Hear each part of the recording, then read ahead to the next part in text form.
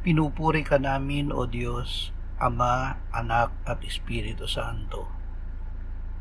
Salamat, Ama, na ibinigay mo sa amin si Jesus na iyong anak, na namatay para sa aming kasalanan, iyong muling binuhay, iniakyat at iniluklok sa iyong kanan sa langit.